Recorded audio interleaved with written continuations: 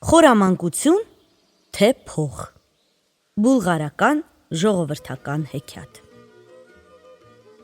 Երեք իմաստուն վիճում էին մի հարուստ վաճառականի հետ։ Վաճառականն ասում էր. «Եթե փող ունեմ, ուրեմն ամեն ինչ էլ կարող եմ անել»։ Իսկ երեք խորամանկները պատասխանեցին նրան. «Փող ճիշտ է ունես։ Դու ասա առանց փողի 4-իս էլ հյուրասիրես։ Կարո՞ղ ես»։ Իսկ դուք կարո՞ղ եք։ Կարող ենք։ Լավ, հյուրասիրեք տեսնեմ։ Մենք առանց փողի քեզ էլ, մեզ երեքիս էլ կհյուրասիրենք։ Բայց որպեսզի այն մարդիկ, որոնց պիտի խաբենք, չտուժեն, դու պետք է վճարես նրանց կրած վնասը։ Վճարեցի, համաձայնում է վաճառականը։ Այն ժամանակ առաջին խորամանկն ասում է. Ես առանց փողի մի մեծ սազան ձուկ կգնեմ։ Երկրորդ ավելացնում է. Ես էլ առանց կոպեկ տալու ձիթայուղ կճարեմ։ Հացն ու գինին էլ ինձնից, ավարտում է երրորդը։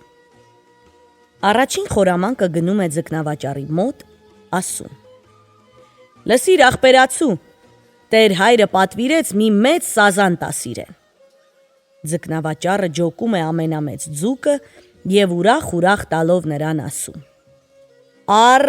ես էլ քեզ սազան, սրանից մեծ ձուկ իսկի ինքը թագավորն էլ չի կերել։ Ճիշտ է, տեր հայրը շշմած կմնա, պատասխանում է խորամանկն ու վերցնում չաղլիկ սազանը։ Բայց դռան մոտ նա շուռ է գալիս և ասում. Թող տղան գա հետս փողը տամ։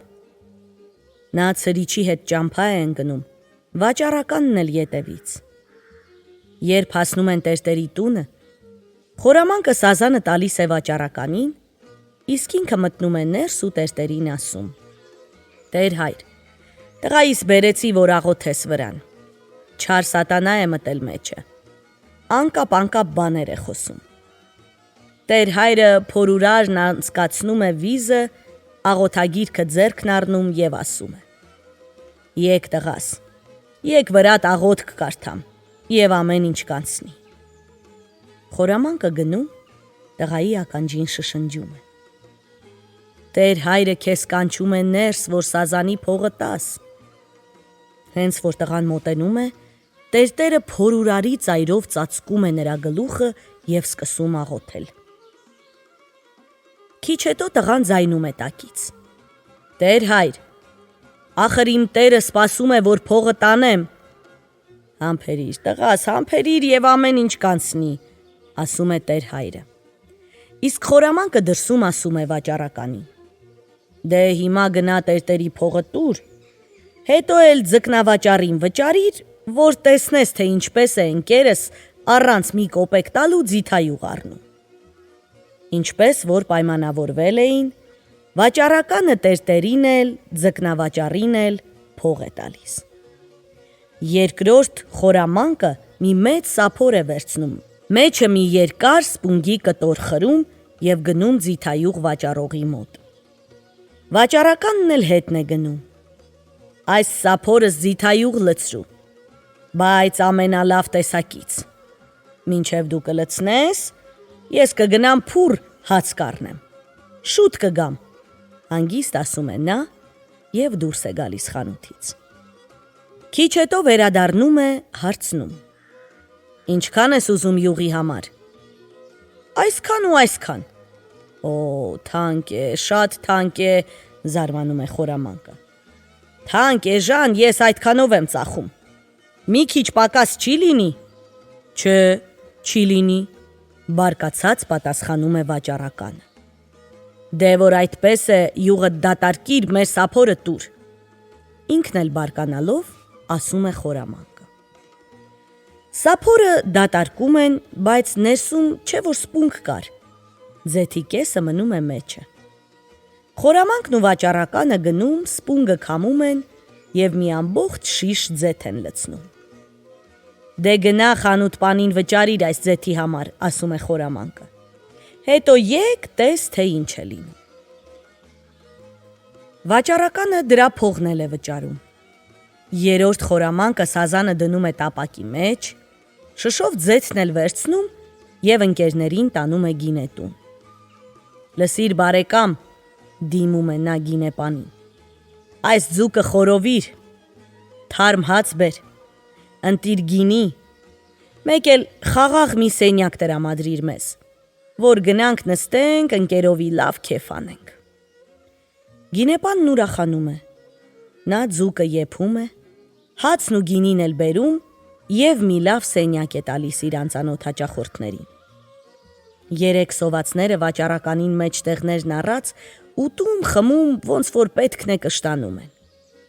Գալիս է վճարելու ժամանակը։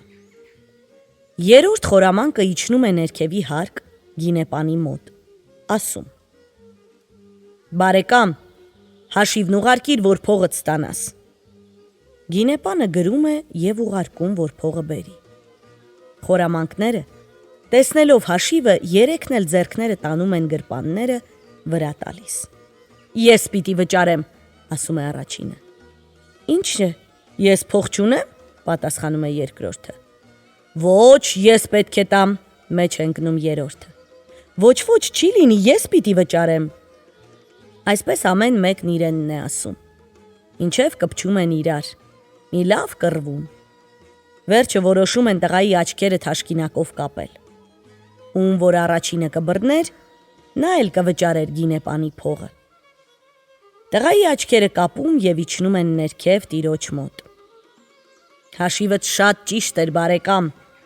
փողը թողեցինք տղայի մոտ»։ Ապա շուռ են գալիս վաճառականին և ասում. «Տեսա՞ր ինչպես կերանք խմեցինք առանց կոպեկ ծախսելու։ Հիմա էլ բարձրացիր վերև, որ գինեպանի փողն էլ տաս։ Չէ՞ որ այդպես էինք պայմանավորվել»։ Իսկ գինեպանը, տեսնելով, որ տղան ուշանում է, բարձրանում է վերև նրան փնտրելու։ Վաճառականն էլ ետևից է գնում։ Հենց որ տերը մտնում է այն սենյակը, որտեղ ուտում խմում էին հարուստ հյուրերը, տղան ձեռքերն առաջ պարզած նետվում է դեպի նա և բռնելով թևից, ասում. «Դու պետք է վճարես»։ Վաճառականը, որ կանգնած էր շեմին, ծիծաղում է։ «Ոչ», ասում է նա, «ես պետք է վճարեմ։ Իմ ընկերները տարան գրազը, նրանք ճիշտ էին, խորամանկությունը առանց փողի էլ գործ տեսավ»։